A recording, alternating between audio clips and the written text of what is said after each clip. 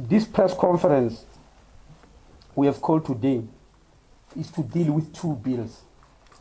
The first one is the Medical Schemes Amendment Bill, and the second one is National Health Insurance Bill. I will first present the Medical Schemes Amendment Bill and end with the NHI Bill. Thereafter, I'll open the floor for questions from the media on both two bills, and we'll deal with them simultaneously. Let me start then with the Medical Schemes Amendment Bill. This bill seeks to amend the Medical Schemes Act 1998, Act number 131 of 1998, in order to align with the National Health Insurance White Paper and the National Health Insurance Bill.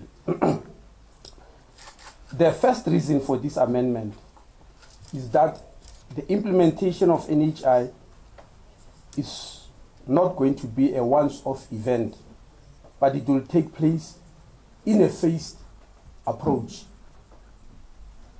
While this is happening, the population of medical scheme beneficiaries need immediate relief from serious challenges experienced in the current medical aid scheme regime. The nature and the magnitude of the challenges is such that it will be undesirable for medical scheme beneficiaries to have to wait for long-term changes that are definitely coming. The second reason for the amendment is to align the medical scheme environment to that which will exist under NHI, so that there is a smooth, harmonious transition that does not unduly disrupt access to health care. This is very important for us because the aim of the changes is not to disrupt access to health care by South Africans, because that will defeat the purpose. As it is now generally accepted, the cost of private health care is out of reach of many citizens, even the well-to-do ones.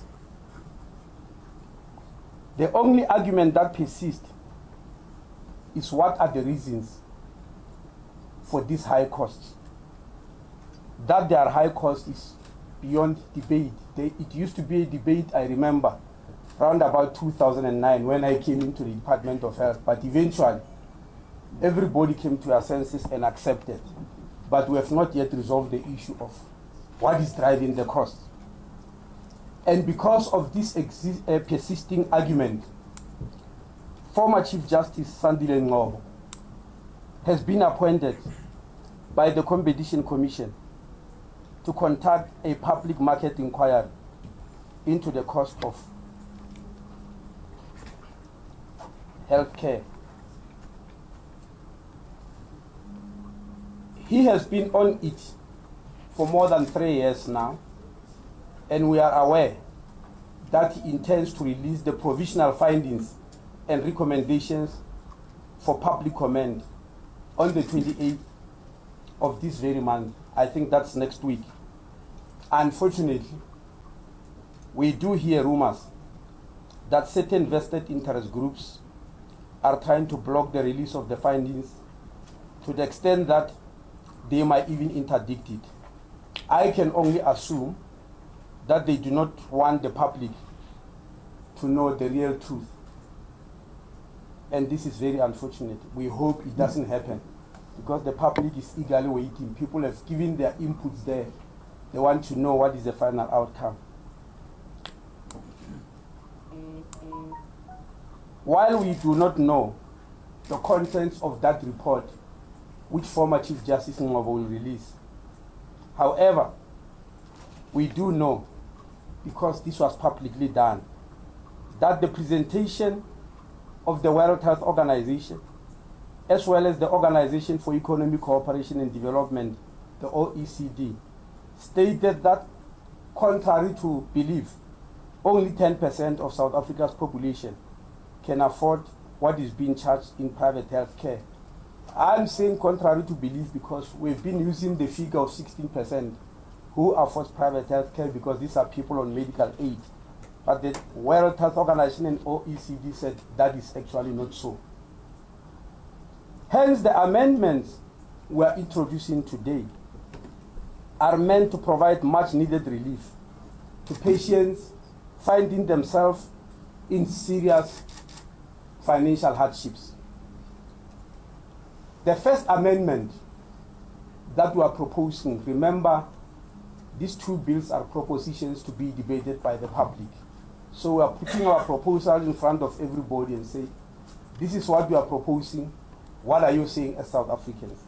So the first amendment is to abolish what has come to be known as core payments. Core payments means that the scheme pays a portion of the bill that the provider, either a private hospital or a doctor, charges to a patient. Now, because they pay a portion of the bill, the rest of the money is supposed to be paid by the patient from their own pocket. Now, this amendment means that every cent charged to the patient must be settled fully by the medical scheme, and the patient should not be burdened with having to pay anything. Of course, there are people who will scream that this amendment is callous and outrageous and calculated to destroy the medical scheme or the private health sector and leave beneficiaries with nothing. We have heard about this before. I wish to assure you that this was well thought of. The load of complaints received from the public by us in the Department of Health, as well as the Council of Medical Scheme, that is the medical schemes regulator, justifies this amendment. Furthermore, the data at our disposal shows that medical schemes are holding in reserve, as I'm speaking now, close to 60 billion rand that is not being used. Granted, of course, there is a statutory requirement, meaning requirement by law, that medical schemes should have 25% of their income in reserve, because this is to cater for emergencies. But our problem, our bone of contention is that this 60 billion rand is equivalent to 33% reserves, which means unnecessary accumulation at the expense of patients. When I came here, I was listening over one of the radio stations when I heard somebody within the medical fraternity saying I'm talking nonsense on this issue. That is within his rights, but we are talking from facts. We do not believe that while medical aids by law are not supposed to be profit-making, because that's what the Medical Schemes Act says. Medical schemes are mutual benefits funds for patients. They are not supposed to make profits. But we know, and we are worried, when huge amounts of money are put in reserve, when patients are required to pay more. And that's why we need to deal with this issue. We believe these huge reserves were accumulated partly through high premiums, because we know that for the past 15 years, medical scheme premium for every medical scheme member has been increasing by more than consumer price index. So we believe that money went on for accumulation of reserves. But it's also the issue of core payments, which I'm saying we're abolishing, because from the records we have, in the last financial year, people paid core payments from their pockets to the tune of at least, if I'm not mistaken, I'll correct it if I am after checking, got the records here. People, members of medical scheme in core payments, have paid a sum of 29 billion rand. This scares us because this week at the conference of the Board of Healthcare Funders, we had a gentleman from Egypt who was presenting their universal health coverage, how they are doing in Egypt. And one of the things he said, when they started, because they started long ago, they very stupidly and wrongly allowed core payments. And he's now saying, according to their calculation, core payments are now 60% of the total healthcare expenditure, which means medical schemes pay only 40%. And the rest, the 60%, is paid by patients. We think we are heading in that direction from figures at our disposal, and we believe we must nip it in the bud before we arrive at the level where Egypt is. The gentleman from Egypt was actually praising us that right at the beginning we are doing it in the correct way because they are having to change. He said they are now forced to change and abolish co-payments, seeing what they've done to the population. So we believe many people who have already been through this path are aware of the dangers, and that's why they appreciate what we are doing. But furthermore, the Council for Medical Schemes, the regulator, is busy reviewing this statutory requirement of 25% with a view to releasing enough money for patients rather than holding a lot of money in reserves while patients suffer financial hardships. In other words, in the bill today, we are saying we are doing away with co-payments, but we are also saying the Council of Medical Schemes need to work very fast to introduce a new policy whereby medical schemes do not have to keep 25% because it's too high in reserves, but release that money for the care of patients, because that's the reason why medical schemes were established. It is to help patients when the need for health care arises. The second amendment is to abolish the practice of using brokers within the medical scheme environment. I am sure you are aware, in the insurance environment, people join insurances through brokers. We do have brokers in health, but we are worried, and this is what is worrying us. Over the past 15 years or so, the number of people joining medical schemes are not increasing. In fact, we've noticed the increase only in GEMS, the government employee medical aid scheme, because employment, as you know, in South Africa is now happening mostly in government. The private sector has been stuck for a long time. So people who join government employee medical aid scheme, and they increase the number of people on medical aid schemes, but otherwise the number remains relatively static. So the question is, what are brokers doing? Are they necessary? We will have left them if there was no financial hardships attended to their being there. Almost 2/3 of principal members of medical aid scheme, that means those who are paying the premium, pay a monthly sum to a broker as part of their premium. Many of these members do not even know that they are paying this money every month, which by now is 90 rand per month from each member.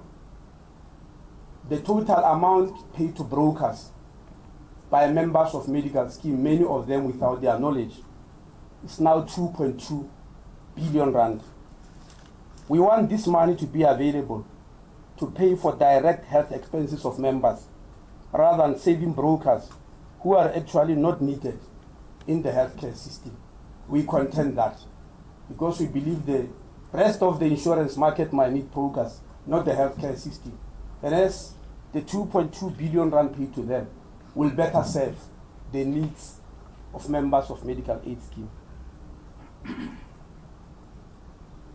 We are also aware, by the way, that the work supposedly done by brokers, even though they will vehemently deny this, is actually done by the Council for Medical Scheme, which is a statutory body established by the state. Most of this work they are doing so, they may as well go on to do it, because they are going to be a permanent feature. The Council of Medical Schemes will be a permanent feature of our system by being a regulator.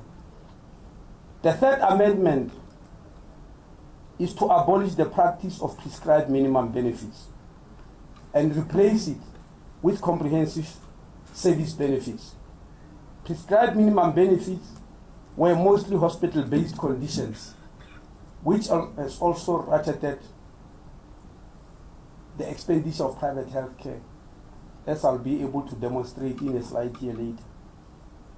Comprehensive service benefits will include primary health care, like family planning, vaccination, and screening, and wellness services, which are not necessarily very easily paid for by schemes. We want them to be paid for the same reason that we said under NHI, primary health care is going to be the heartbeat of the system. The fourth amendment deals with the various unequal and even unfair benefit options which medical schemes are subjecting their members to. The amendment prevents any medical scheme from implementing any benefit option unless that option has been approved by the registrar of the Council of Medical Schemes.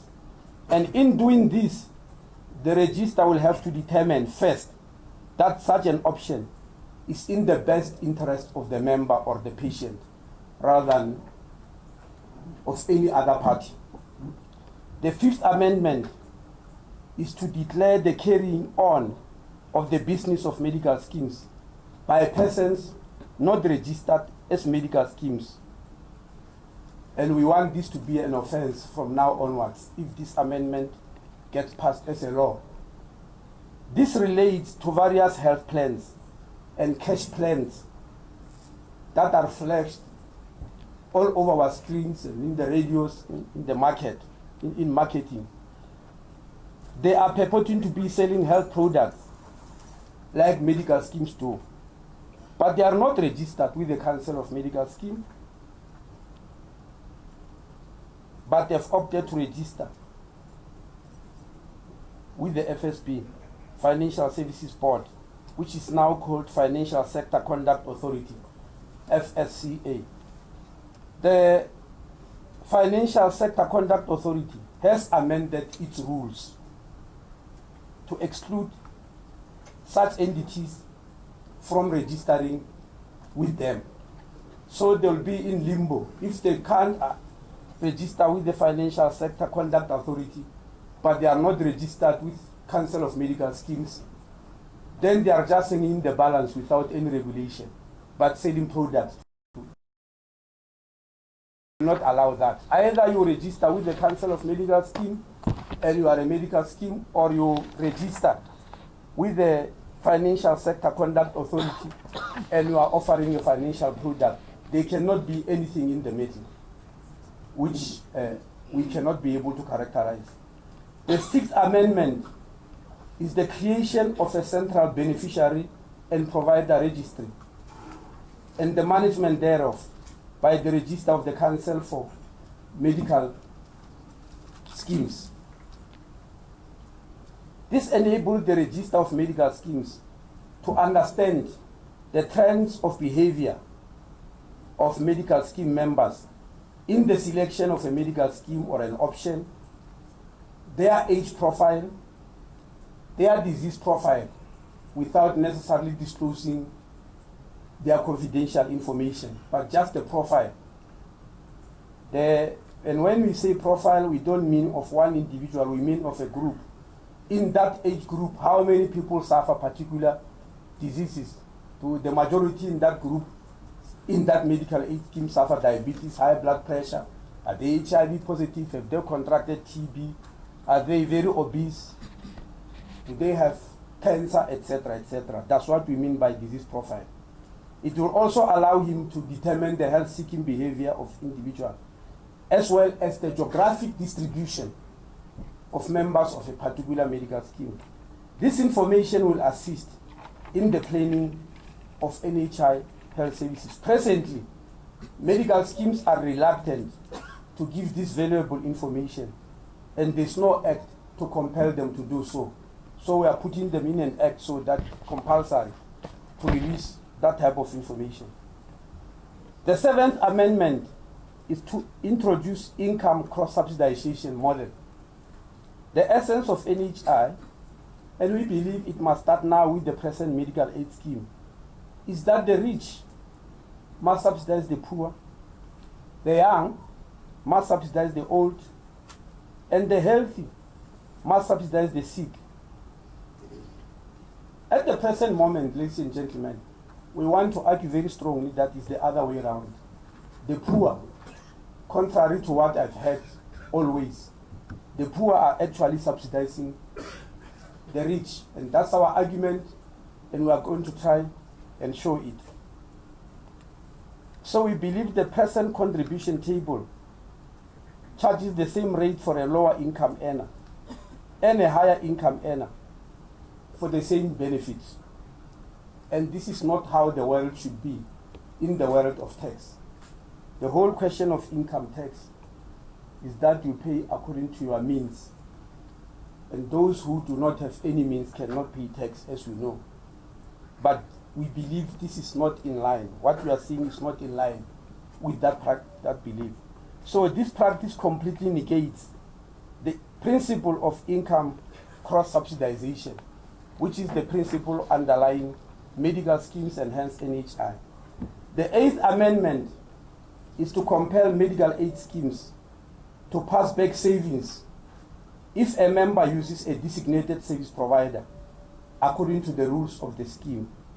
Presently, medical aid schemes compel members to use a designated service provider in order to save money.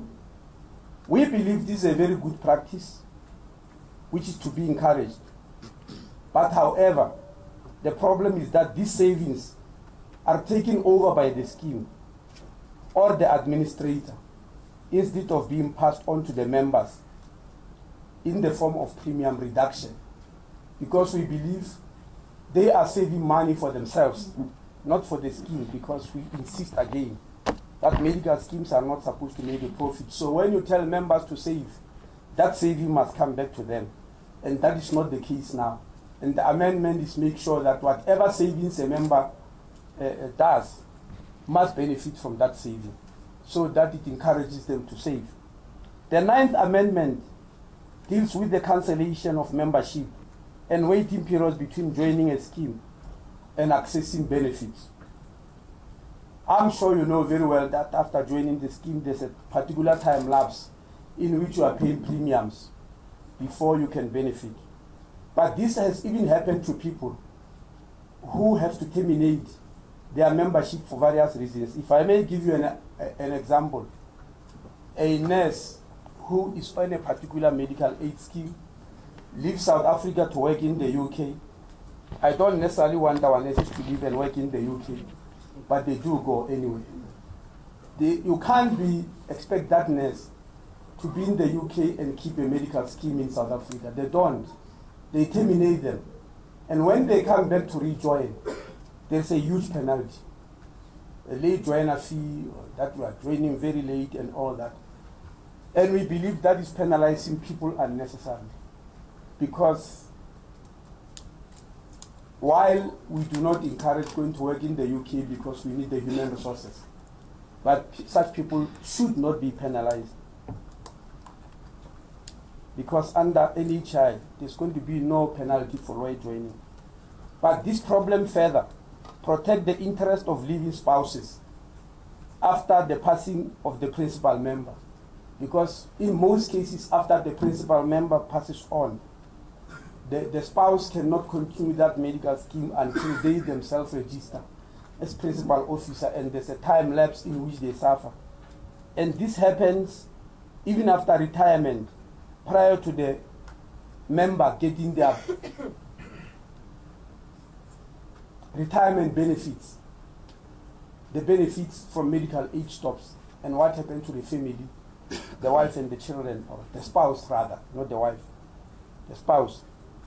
The 10th amendment is governance of medical aid schemes. This amendment requires that there must be minimum education requirements and expertise to be a member of the Board of Trustees or a CEO of a medical aid scheme. Unfortunately, ladies and gentlemen, we do have a situation where trustees of medical aid schemes do not have to have any particular expertise. And this makes the tail to wag the dog. Because they do not have expertise, they then listen to whatever the principal officer or the CEO is saying, rather than the CEO listening to them. So we want members of boards of medical schemes to have some form of idea and skill, because this is how we are going to try to conduct NHI. We are painfully aware that some trade union members do sit in the medical aid trust, and we are not opposed to this at all. But union leaders may then argue that imposing qualifications and skills on them might actually impose a restriction. What we are asking them to consider is that they can appoint a person with the requisite skills to represent their interest and instruct that person every time what to do. Because at least in the board, we want people who do understand what's going on. I was joking with the Deputy Speaker of Parliament, and I'm sure he won't mind mentioning it here. As the Deputy Speaker of Parliament, he has to be the chairperson of trustees of PARMED Medical Aid Scheme, which is for members of Parliament and judges. And I was asking him, in his position as a Deputy Speaker, whether it has given him the capacity and the skills to deal with how a medical aid scheme is run. So I'm just giving that as an example. That is not punitive. It's just to say we want people who have got an idea of that what's happening. Because this is in line with what we'll be proposing for the future of NHI. The other amendments, ladies and gentlemen, I do not have to flag them here, but you will find them in the bill, and you'll be able to comment on them. I thought the 10 that I've mentioned are the ones that the public want to hear about. If there's any other one that I forgot, please do understand that it's in the bill.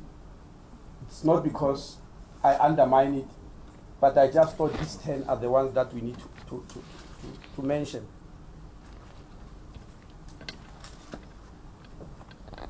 I will now move over to the National Health Insurance Bill. And it's going to be a little bit complex. Please bear with us if we get confused, because I'm going to read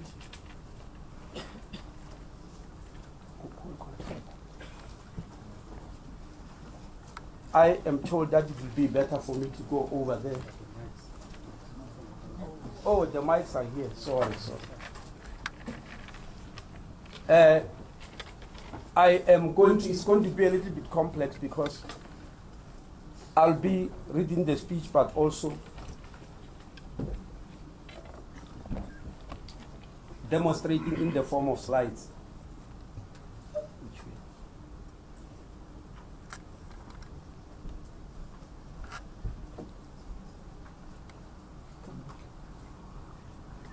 Is this one? This is broken.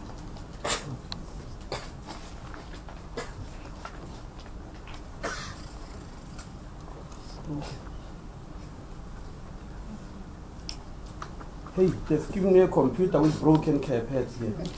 I don't know which. Yeah, so,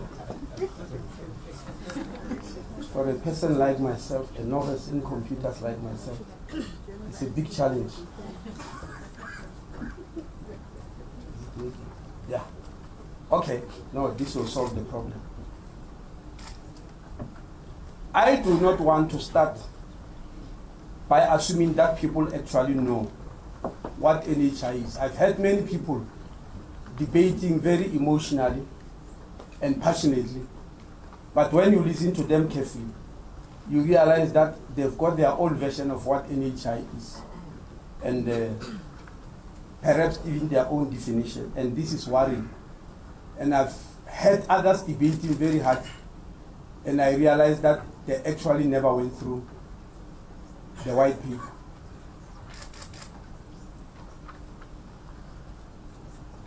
So what is NHI? As you can see on the screen there, NHI is defined as a health financing system that pools funds to provide access to quality health service for all South Africans based on their health needs and irrespective of their socio-economic status.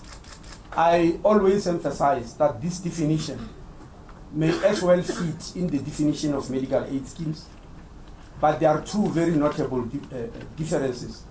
The first one is the word all. There, oh, it won't be able to put on the screen. The word all.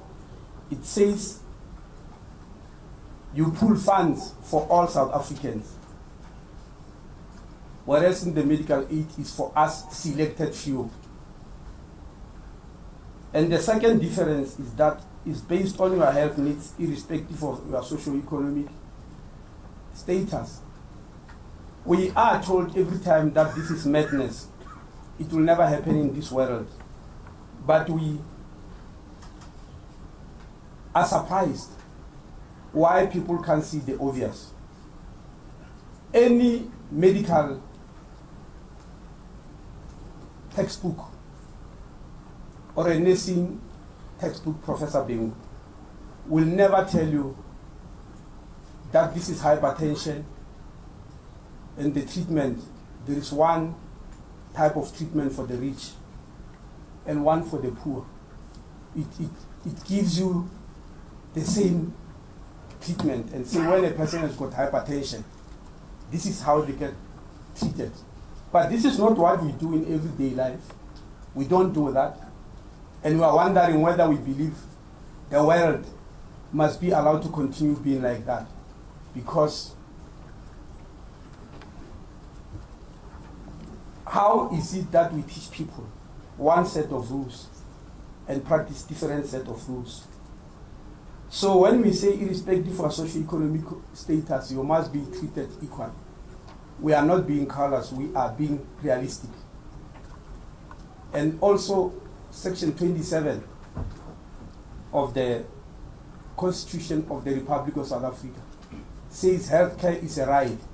It doesn't say you access that right by virtue of having a particular income. It just says a right. And the state must do everything within its available resources to make sure that that right is realized. Now, pooling funds for all South Africans means that we need a massive reorganization of the current healthcare system, both public and private, and I emphasize that. There are people who are arguing very fervently that what needs to be fixed is the public healthcare system, and there's nothing wrong with private healthcare. We do not agree. From the medical schemes amendment bill I've just read, we do not agree with that assertion, that only one side needs to be fixed. We need a massive reorganization of the healthcare system in both public and private. Having seen the nature and the scope of the problem, how is NHI going to go about in the bill to try and bring a new order? Because this is really a new order we're trying to bring. Obviously, I cannot hope to present the whole bill to you now. There's simply going to be no time. It is impossible.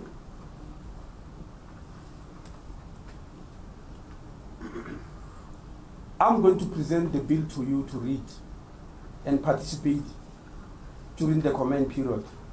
What I will do is just to touch certain key sections of the bill, just like I did with the amendment of the Medical Aid Act. But before touching on the main sections of the bill.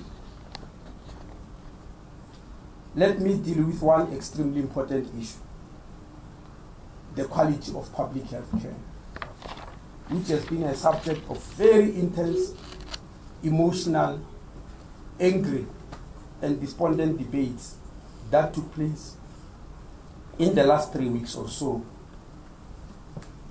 We are painfully aware, and some people are using it as a reason why NHI cannot start. You hear that every day. And even today, as I was driving here, I heard that question being asked to somebody within the medical fraternity, whether South Africa can even start talking about NHI without first fixing the public health care system. We are painfully aware of the fact that some people believe that even before we open our mouth about NHI, we must sit and fix the ailing public health care system first. We are very much alive to the problems of poor quality and lack of efficiency in the public health care system. That's not a matter of a debate. We know about it. The debate that is raging is to what extent, because people are grading it to different extents. The National Development Plan has actually flagged this long ago, and it did so unambiguously. It said, in implementing NHI, South Africa has two problems to solve. The first one is the exorbitant cost of private health care.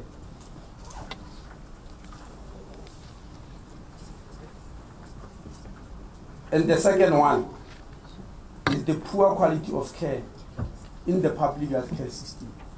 This we've been told by the NDP long ago, and we've been planning on the basis of these two instructions, if I may put it, from the National Development Plan. Clearly, the National Development Plan regards these two as the terrible twins of the healthcare system, even though people commonly like to talk about one twin. But because they are twins, they need to be tackled simultaneously. If we do one after the other, it means we are planning to take the next half a century before we can talk about NHI. And that's completely undesirable for our people. Fixing the quality of public health care is never going to be an ending event. It is rather an ongoing and continuing process which has got no end as long as the healthcare system exists among our people. It's not ever going to come to an end. There's no period where we'll stand up and say the public healthcare system has now been fixed and we can start an NHI. Such a period will never exist. So since this issue of poor quality of public health care is clearly being used as a big stick to beat back the advancement of NHI, it might be conveniently forgotten that right at the beginning of emergence of talk about NHI, as far back as 2009, we identified this issue of quality of public health care as the cornerstone of NHI. The first workshop we had with stakeholders as a starting point of NHI was actually to establish a form of quality care commission, which we later called the Office of Health Standard Compliance. This was established after we did an audit in 2010 on 6 key indicators of quality in our healthcare facilities. And those indicators were things like cleanliness, safety and security of staff, attitude of staff to patients, waiting times, infection control, and drug stock outs. We were rattled after doing this audit to find that there was an 80% failure rate on our facilities on the issue of attitude of staff alone. We invited the former CEO of the National Health Service in the UK. You'll realize that the universal health coverage in the UK is called the NHS, which has been established from 1948. We invited its former CEO, Lord Nigel Crisp, as well as the World Health Organization from Geneva, to help us establish an office that will monitor quality of care and start setting standards which our health facilities must strive to attain. I still remember that workshop where we invited all stakeholders, trade unions, and discussed this issue about quality. But in addition, being worried about the events in our public hospitals and the complaints from patients which were going through the media, we decided to establish in the very Office of Health and Compliance a health ombudsperson, South Africa's first ever ombudsperson, so that people can report directly to an office which will hold people accountable and have consequences, rather than just report into the media. When people did not understand what a health ombud is, I simply said it's a public protector of health. It's somebody who's going to help protect our healthcare system. And that's why we must establish that office. So it is us who saw the need for these two offices. When you listen over the media, when people were debating in the past few weeks, you will think that these offices were imposed on us by some form of maybe the Constitution or like a Section 9 institution which we do not have control over. No, actually it is us in the Department of Health who went on to amend the National Health Act of 2003 to create these two offices in order to start the painstaking journey towards quality. So the first ever act to be amended in preparation of NHI was amended due to the issue of quality, not the other things that people are mentioning.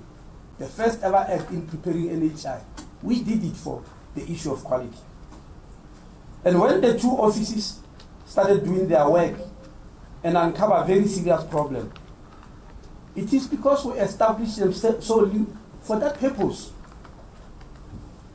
When our facilities start dismally failing certain of these standards, it is because we established these offices to judge the healthcare system harshly so that the healthcare system can be injected into action. Since we planned the two offices, and it is us who amended the Act, we could have chosen to set the standards very, very low in order for our facilities to easily pass, and we gloat about the results. But no, that's not the route we chose. The standards are very steep and will be like climbing Mount Kilimanjaro for some of the facilities, but climb they should. We believe it is better to have very harsh and high standard in which health facilities must fail and try again and fail and try again until they reach their final destination of quality. The office is actually also still an office in the making. It also has not yet arrived at the point where it will stop fine-tuning its operations in order to create an effective, fair, and understandable system of evaluation. Lots of fine-tuning is still going on for the office to have to be sure as to exactly what is the best model of evaluation. But the good thing is that we've made a start and we know the early failures and we accept them with humility, but also with determination to reach the top. And we do not purport that we'll reach that top alone.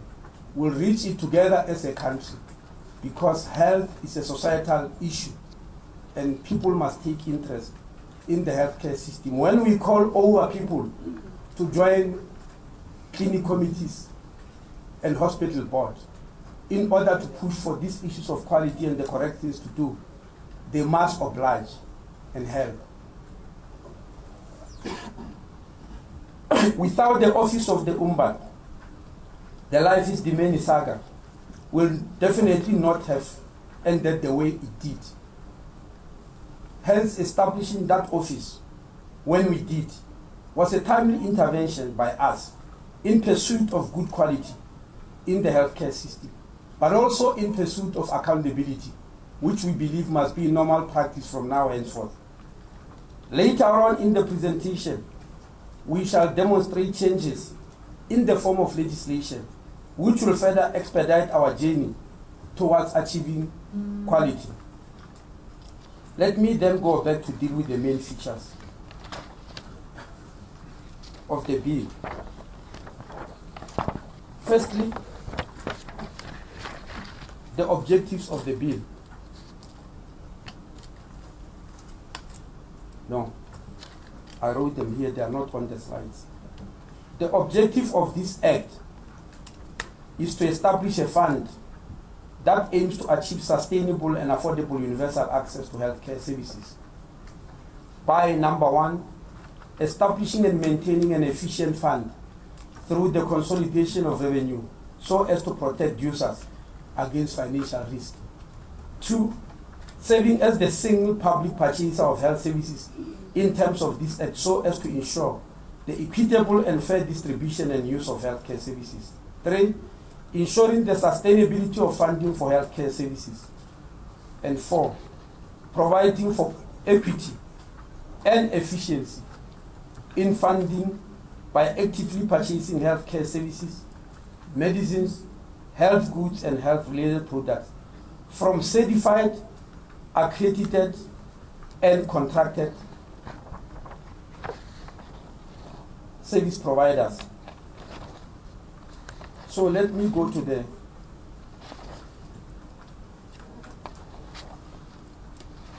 main features. Firstly,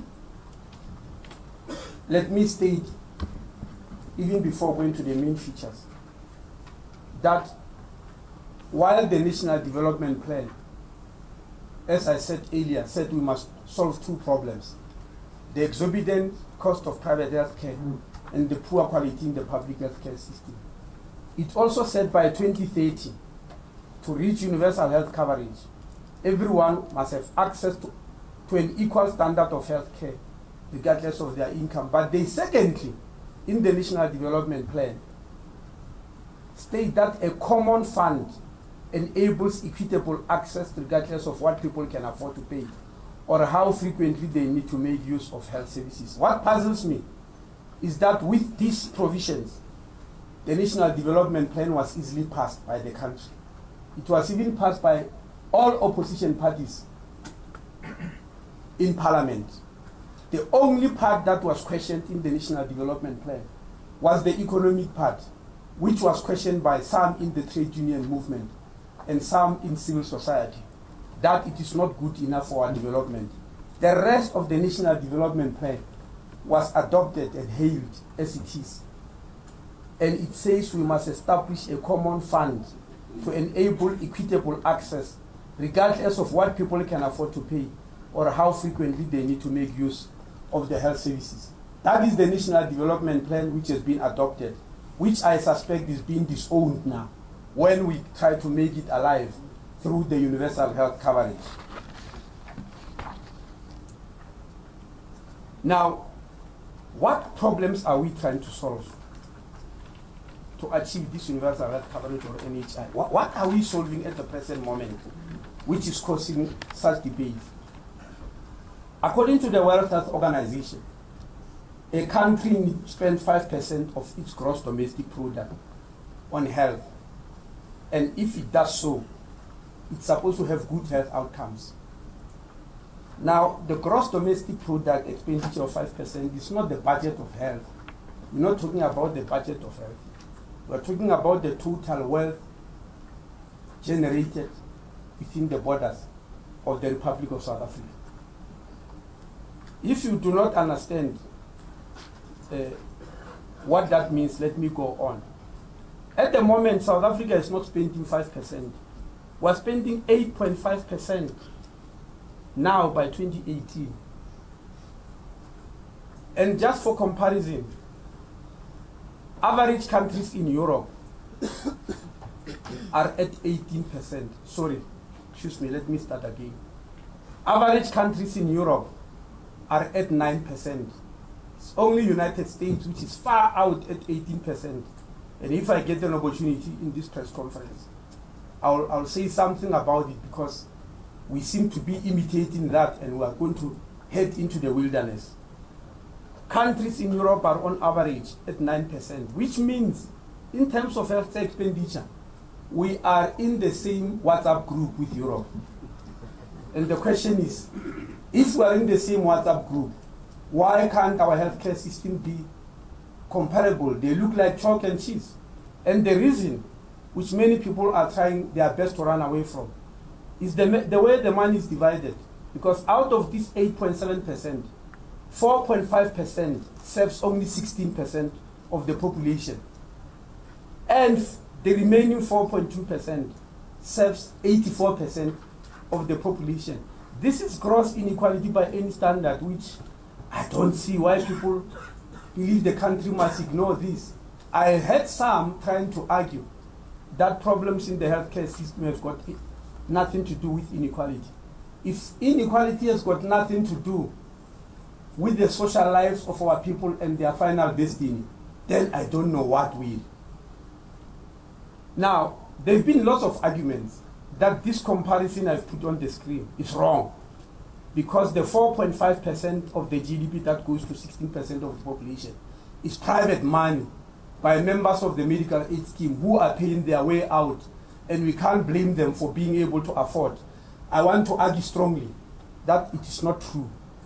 The 4.5% of the GDP that is helping 16% of the population, it's not private money. There's a lot of public money in there, in which the poor contribute even their last cents. What am I talking about? If you look at the screen there, by 2015, members of GEMS were subsidized by the state for 17.8 billion. 3 years later, today, they are being subsidized for 20.5 billion. That's a 15% increase within a period of 3 years. Civil servants who are not on GEMS, like myself and other fellow politicians and judges, were being subsidized for 1.8 billion.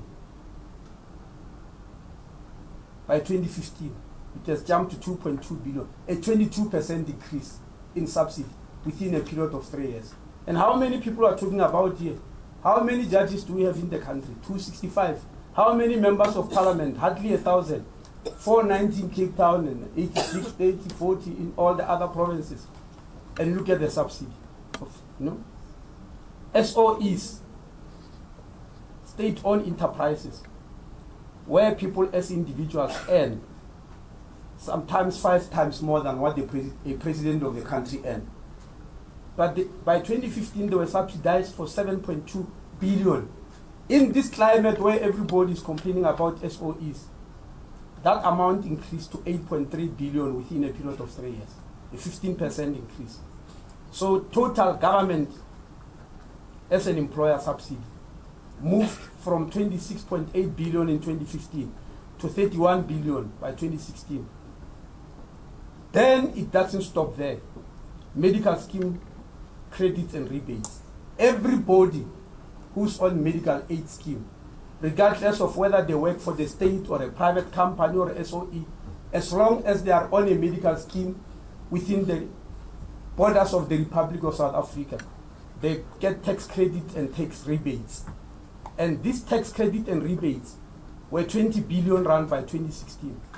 They are now a whooping 26 billion, an increase of 30% within a period of 3 years. So the total state subsidy to state employees, as well as any other person, including private employees who are on medical aid, was 46.8 billion by 2015. It is now 57 billion now. That's a whooping 22% increase. Now, part of the rebates is money paid back to people who paid core payments to medical aid scheme. And when we abolish core payments, we did not then are going to accept that this rebate must be on. Because that core payment with a person is forced to pay is now paid back by the state in the form of these rebates. And then we come to be told that, no, we're talking of private money here. It cannot be. And secondly, I said the private sector and the public sector are twins. They are conjoined twins. If one twin tries to take all the oxygen for itself, the other twin is going to starve. People want to look at them as two separate systems that exist in two different planets. That's not so.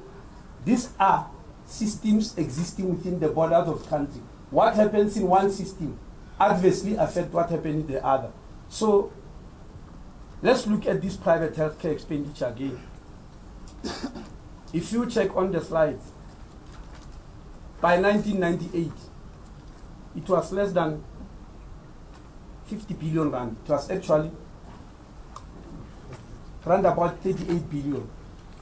38 billion rand in private healthcare expenditure in 1998.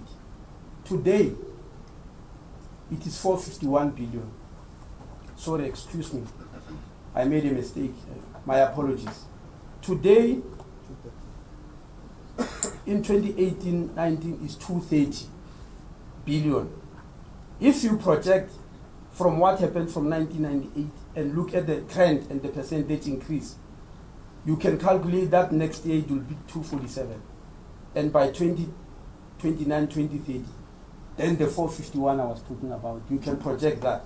I know very well that it's dangerous to do this type of projections because there are many parameters which change, perhaps on a yearly basis. But I'm just saying if you do a straight line mathematical calculation, and so regard it as a straight line mathematical calculation, not a reality, because there are too many things that needs to be changed. And so that's very problematic. It can't just be left and say we are going to change nothing here. So the state of affairs as outlined above led South Africa to be completely out of sync with the rest of the world. We are out of sync with other nations in what we are doing. And I don't think we should be proud to continue doing what the rest of the world is not doing. And what do I mean?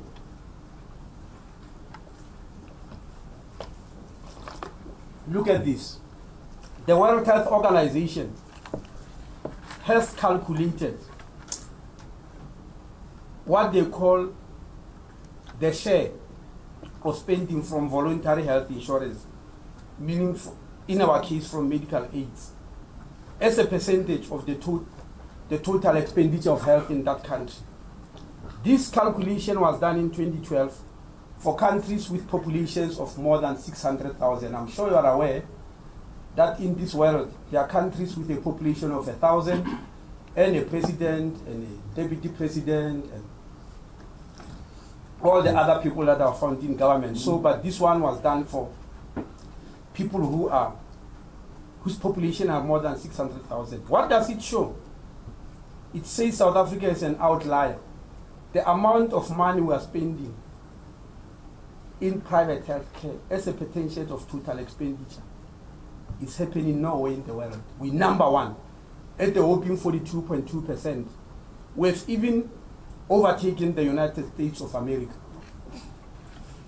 In other words, we've privatized health care even more than the US, which is known to be a country whose general approach is privatization. We've privatized health care more than them. And yet we fight. If any other sector of our life is going to be privatized, we fight ferociously. But private health care, we have privatized more than the rest of the world at 42.2%. And I was told by the World Organization that actually we are misleading when we say USA is number 3. I think they are at 34%, yes. And we say they are number 3. They said no, they are spending 34%, but for 52% of their population. You are spending 42%, but for 16% of your population. So they are still far, far much better than you. And what is the average? of the world, the average is that red line, as you can see there, which is 4.1%. That is what is averagely spent in the world in that regard, and we're already at 42.2. We can't go on like this and believe nothing will happen. And I think the rest of the world is looking at us and laughing and saying, what are these people all about? So the previous slide indicates why both WHO and OECD have contended that South Africa is the only country in the whole world where so much money is spent on the health of so few people. And this information was their presentation to former Chief Justice Ngogo in the Public Health Market Inquiry. Now, when we go on with NHI, what does South Africa look like? That slide looks very busy, but it's simply showing how State South Africa divided the population into 5 groups. The first group, on the extreme right, on my extreme right, is individual in households with no income or who are not employed. This will be the elderly, children, school kids, 12 million of them, unemployed, and the unemployable, they number 24 million. The second group are people in the informal sector and their dependents. Domestic workers, hawkers, people in the taxi industry, casual laborers, they number 8 million. The third group are people who are employed, in the formal sector, and their dependents, mostly in the SMMEs, they number 6 million. The fourth group, people in the formal sector, large corporations, large business, they number 12 million, and civil servants, including those who work in the SOEs, they number 5.5 million. Now the last 3 groups of people, 5.5 million, 12 million, 6 million, amongst them, there are 8.8 who have got medical aid. The rest, including the one on the extreme right, are not on any medical aid cover. And so this is the problem that we are going to solve. And our philosophy in implementing NHI is that we must bring into the fold these people specifically who are unable to afford medical aid cover. Now, the bill. We cannot achieve all that without creating a single common fund, which will in itself contribute towards a unified healthcare system by improving equity in financing. So we believe this NHI is in that right direction. Now, these are parts of the bill. There are 9. In other words, the bill has got 9 sections. 1, establishment of the NHI fund. 2, right to health care, as it is in section 27 of the Constitution, through the board of the fund, the CEO, ministerial committees, because there are going to be many committees. Under NHI, the system is not going to be controlled by the state as it is at the present moment. There's going to be a lot of control by committees that include civil society, which we'll call ministerial committees. Committees that will be doing all sorts of things like determining benefits, determining prices, deciding where the system must go. These committees must include civil society, academics, activists, etc., etc. And there are general provisions applicable to operation of the fund, complaints and appeals, financial matters, and miscellaneous. There are 9.